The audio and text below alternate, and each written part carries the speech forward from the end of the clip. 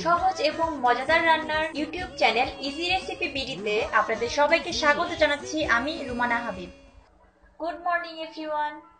আপনার প্রিয়জনের মর্নিংটা একটু স্পেশাল করতে চাইলে ট্রাই করতে পারেন ভালোবাসায় পরিপূর্ণ এই কফি। টেস্ট একদম কফি শপের কফির মতো, কিন্তু খরচ অর্ধেকেরও কম।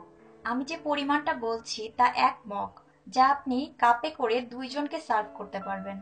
যা যা লাগবে: কফি 2 চা চামচ, চিনি 2 চা চামচ, তরল দুধ 1 কাপ।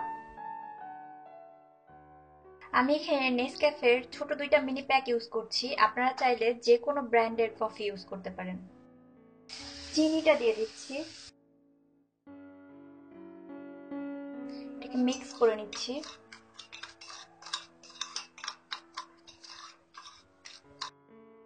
কয়েক ফোঁটা পানি দিয়ে দিচ্ছি। এখন আমরা এটাকে খুব ভালোভাবে মিক্সড করব 5-7 মিনিট। আর এটাকে এভাবে ঘুরিয়ে ঘুরিয়ে ফোম করে নিতে হবে। আপনারা পানি যদি বেশি দেন তাহলে কিন্তু ফোমটা হবে না। প্রথমে একটু মনে হবে যে হয়তো পানি কম হয়েছে, একটু শুকনা শুকনা মনে হবে, কিন্তু এটা আপনারা এভাবে বিট করতে থাকলে কিন্তু একটা সময় অনেক সুন্দর একটা ফোম আসবে। আর পানির দরকার নেই, এটাকে আমি জাস্ট 5-7 মিনিট বিট করব।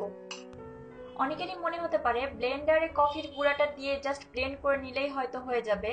বিট না করলে কফির উপরের যে ক্রিমি স্ট্রাকচারটা এটা কিন্তু আসবে না। দেখুন চিনিটা গলে সামান্য পানি বের হবে, ফোমটাও হতে শুরু করেছে। অন্যদিকে 1 কাপ পরিমাণ তরল দুধ নিয়ে চুলায় বসিয়ে দিচ্ছি।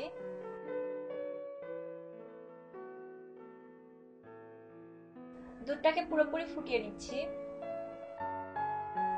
5-7 মিনিট পর দেখুন কফিটা একদম এরকম ফোম হয়ে গিয়েছে। ব্লেন্ডারের জগের মধ্যে আমি কফির মিশ্রণটা নিয়ে নিচ্ছি। ব্লেন্ডারের মধ্যে আমি চামচটা দিয়ে তারপরে দুধটা ঢালবো, তাতে ব্লেন্ডারের জারটার ফাটার ভয় থাকবে না। মগের গায়ে অনেকটা কফি লেগেছিল, এই জন্য আমি দুধটা প্রথমে মগে ঢেলে নিয়েছি। চামচটা সরিয়ে এখন 1 মিনিটের মতো আমি এটাকে ব্লেন্ড করে নিব। অনেকেই প্রশ্ন করেন ব্লেন্ড করলে কফি ঠান্ডা হয়ে যাবে কিনা। না, জাস্ট 1 মিনিট ব্লেন্ড করবেন, এটা এতটা ঠান্ডা হবে না, ওই পরিমাণ গরম থাকবে যেটা আমরা মুখে দিতে পারবো। মগে ঢেলে নিচ্ছি। ডেকোরেশনের জন্য আমি একটা কাগজে এরকম 2টা লাভ কেটে নিয়েছি। এখন তা মগের উপরে বসিয়ে দিচ্ছি। একটা রাবার ব্যান্ডের সাহায্যে কাগজটাকে মগের সাথে ভালোভাবে লাগিয়ে নিচ্ছি। এখন চালনিতে কফির আরেকটা মিনি প্যাক কেটে গুঁড়াটা নিয়ে উপর থেকে চেলে দিচ্ছি।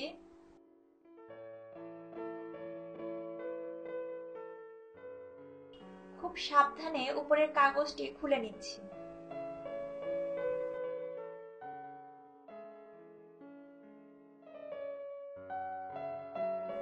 আশা করি আজকের পর্বটি আপনাদের ভালো লেগেছে। আমার এই রেসিপি অথবা অন্য যে কোনো রেসিপি যদি আপনি বাসায় ট্রাই করে থাকেন, তাহলে তা ইজি রেসিপি বিডি ফেসবুক গ্রুপে শেয়ার করুন। লিংক নিচে ডিসক্রিপশন বক্সে দেওয়া আছে। আমার চ্যানেলের প্লে লিস্টে রয়েছে ড্রিঙ্কসের আরো অনেক মজাদার রেসিপি। আমার পরবর্তী রেসিপিগুলো দেখতে চাইলে সাবস্ক্রাইব করুন আমার চ্যানেল। Thank you.